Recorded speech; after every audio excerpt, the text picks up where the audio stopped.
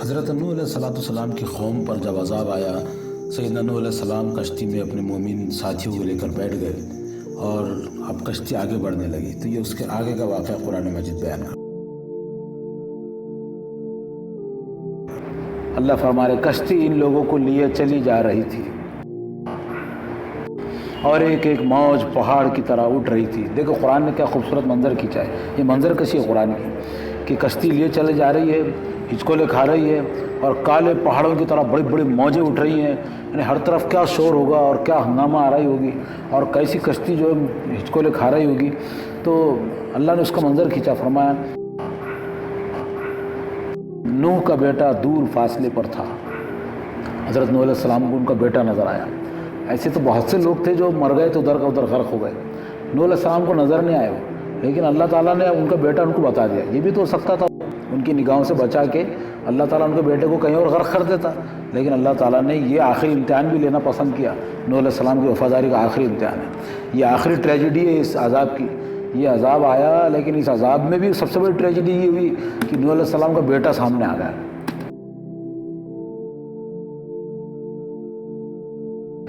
تھوڑے سے فاصلے پر تھا، یعنی اتنا فاصلہ تھا کہ اتنے شور میں بھی آپ اندازہ لگائیے بیٹے سے بات چیت ہوگی باپ کی۔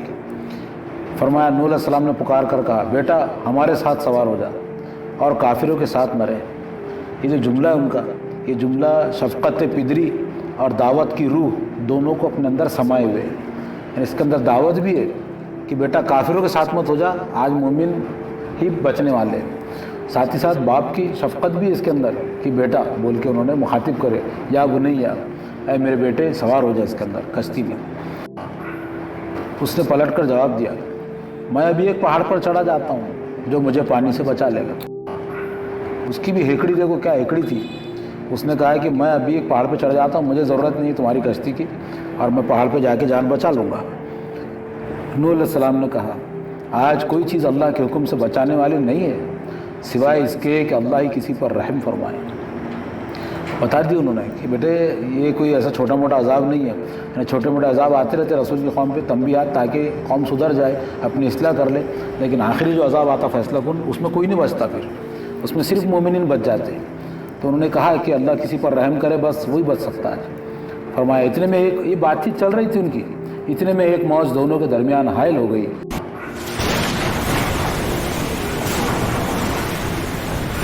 اور وہ بھی ڈوبنے والوں میں شامل ہو گیا۔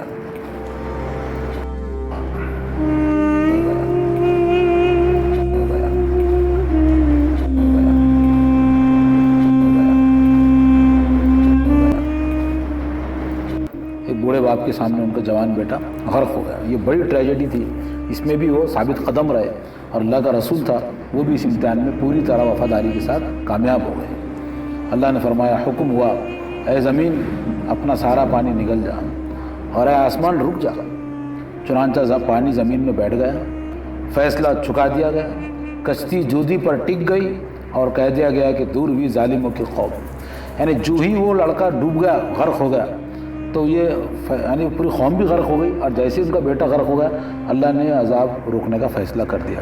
اس سے پتہ چل رہا ہے یعنی یہ اس دنیا میں انسانوں کے لیے سب سے زیادہ سعادت مندی اور خوش نصیبی کی بات اگر کوئی ہو سکتی تو وہ یہ کہ وہ کوئی نبی کے گھر میں پیدا ہو جائے، نبی کی تربیت میں پیدا ہو جائے۔ لیکن سب سے زیادہ بدنصیب وہ ہے جو نبی کے گھر میں پیدا ہو کے بھی کافر بنا رہا، سب سے زیادہ بدبخت ہے وہ، سب سے زیادہ کیا کہیں گے یعنی ولی کے گھر میں شیطان پیدا ہو گیا، ایسا ہو گیا۔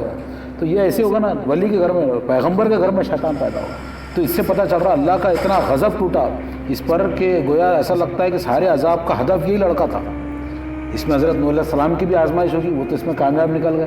دوسری حقیقت اس سے یہ واضح ہو گئی کہ اللہ کا قانون عدل اتنا بے لاگ ہے کہ رسول اللہ حضرت نوح علیہ السلام کی آنکھوں کے سامنے عین باپ کی نگاہوں کے سامنے وہ اس کے بیٹے کا گلا دبا دیتا ہو اور کوئی اس کو بچا نہیں سکتا۔ پھر یہ بتا دیا اللہ نے، اس میں اتنا اللہ کا قانون بے لاگ ہے۔ یعنی یہ جو مشرکین مکہ ہے، مکے میں سنایا جا رہا سورہ، تو یہ مت سمجھو کہ تم حضرت ابراہیم کے اولاد ہے تو چھوڑ دیے جاؤ گے۔ ہم نے تو نوح علیہ السلام کے سامنے ان کے بیٹے کو غرق کر دیا، عذاب کا شکار کر دیا، تو تم کیا چیز ہے؟ جب رسول کا بیٹے کا یہ عالم ہے کہ اللہ تعالیٰ اس کو بھی نہیں چھوڑتا اگر وہ زد میں آ جائے، تو دوسروں کی کیا حیثیت ہے ہم لوگوں کی؟ اللہ ہماری حفاظت فرمائے، بہت اس کا عذاب بہت خطرناک رہتا، وہ آتا تو ڈیرے ڈال دیتا۔ اللہ فرما رہے حکم آئے زمین اپنا سارا پانی نکل جا اور آئے آسمان رک جا. اب یہ سارے اللہ نے واپس پانی روکنے کا حکم دے دیا. چنانچہ پانی زمین میں بیٹھ گیا, فیصلہ چکا دیا گیا. اللہ نے فیصلہ چکا دیا. کشتی جودی پر ٹک گئی. یہ پہاڑی ہے جودی, اصل میں کوہ ارارات ہے. یہ کوہ ارارات کی ایک چوٹی ہے. تورات میں کوہ ارارات کا ذکر ہے, وہاں اس کا چوٹی کا ذکر نہیں, لیکن یہاں خاص چوٹی کا ذکر اس لیے آگا. اس کا فائدہ یہ ہوگا اپنے کو کہ جودی بہت اوپر کی چوٹی ہے. اس سے پتہ چلتا ہے کہ پانی کہاں تک ہوگا ہوگا.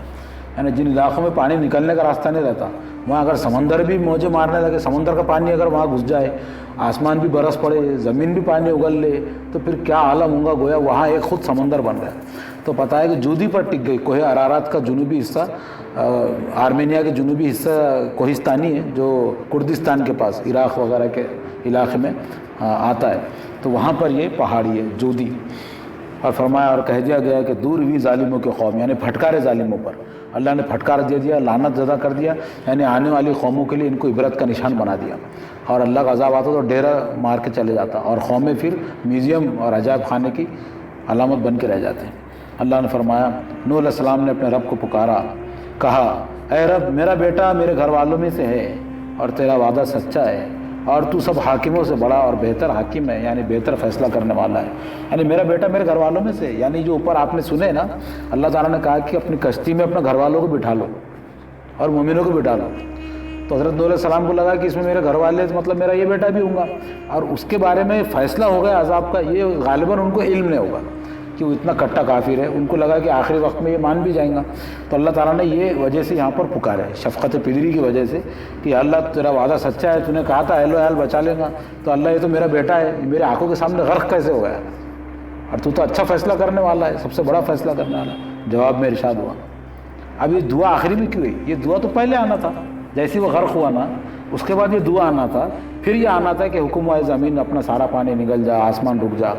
نہیں, لیکن اللہ تعالیٰ اس سے پتہ چلتا ہے کہ اتنا غضبناک ہے کہ اس نے حضرت نوح علیہ السلام کی یہ دعا جو بیٹے کے بارے میں بھی اس کا ذکر کرنا بھی گوارا نہیں کرا. یہاں پر اس نے پورے عذاب کا ذکر کر دیا, پورے عذاب کے تھم جانے کا ذکر کرا, اور اب پھر اس دعا پہ تبصرہ کر رہا اور اس دعا کا ذکر کر رہا. اللہ نے فرمایا, جواب میں ارشاد ہوا, اے نوح وہ تیرے گھر والوں میں سے نہیں ہے, وہ تو ایک بگڑا ہوا کام ہے. انہ عمل غیر صالح, وہ تو ایک عمل غیر صالح ہے, یعنی وہ سرتاپا غیر صالح عمل ہے. یعنی کسی کے بارے میں کہتے ہیں نا زید عدل ہے, یعنی زید اپنے آپ میں سرتاپا عدل ہے, یعنی وہ آدمی وہ تو خود ایک سچ ہے, سچا نہیں خود سچ ہے وہ سرتاپا. تو اس طرح بتایا کہ یہ عمل غیر صالح ہے, یعنی یہ پورا فاسق ہے اور کفار میں سے یہ. آگے فرمایا لہذا تو اس بات کی مجھ سے درخواست نہ کر جس کی حقیقت تو نہیں جانتا, یعنی نہیں جانتے تھے نوح علیہ السلام, اس لیے دعا کرے. تو اللہ نے فرمایا نہیں, یہ بگڑا ہوا کام تھا, یعنی یہ بگڑا ہوا لڑکا تھا, تو اس کے بارے میں مجھ سے درخواست نہ کر. میں تجھے نصیحت کرتا ہوں کہ اپنے آپ کو جاہلوں کی طرح نہ بنا لے. دیکھو اللہ تعالیٰ نے فوراً وہاں پر تنبیہ کرے, یعنی تو اپنے آپ کو جاہلوں کی طرح نہ بنا لے, جاہلیت سے مغلوب مت ہو جا, جذبات میں مغلوب مت ہو جا, اور تو حقیقت واقف نہیں تھی تو ٹھیک ہے میں تجھے آگاہ کرتا ہوں. نوح علیہ السلام نے فوراً عرض کیا, اے میرے رب میں تیری پناہ مانگتا ہوں. یہ بھی کیا رسول رہتے, رسول فوراً متنبہ ہو جاتے ہیں. فوراً انہوں نے دعا کی, قال رب انی اعوذ بک ان اسألک ما لیس لی بہ علم. انہوں نے دعا کی, یعنی نوح علیہ السلام نے فوراً عرض کیا, اے میرے رب میں تیری پناہ مانگتا ہوں اس سے کہ وہ چیز تجھ سے مانگوں جس کا مجھے علم نہیں. اگر تو نے مجھے معاف نہ کیا اور رحم نہ فرمایا تو میں برباد ہو جاؤں گا یا اللہ, یعنی میں کہاں جاؤں گا. یہ بھی اپنے آپ کو حد درجے عاجزی میں ڈال دینے والے جملے ہیں, یعنی حد درجے انتہائی درجے کا عجز ہے اس جملے کے اندر, ان کے ساری ہے, ان کی خشیت اس میں ابل پڑتی ہے نوح علیہ السلام کی. وہ کہہ رہے ہیں کہ اللہ میں تو سرتاپا تیرے سامنے جھکا ہوا ہوں, تو نے معاف نہیں کرا تو میں کہاں جاؤں گا, کون سے در پہ جاؤں گا. اللہ یہ کیا خوبصورت دعا ہے. اور ان آیات پر حضرت نوح علیہ السلام کے بیٹے کے قصہ تمام ہوا. اللہ ہم کو ان مغضوب قوموں سے بچائے اور رسولوں کے طریقے پر چلائے.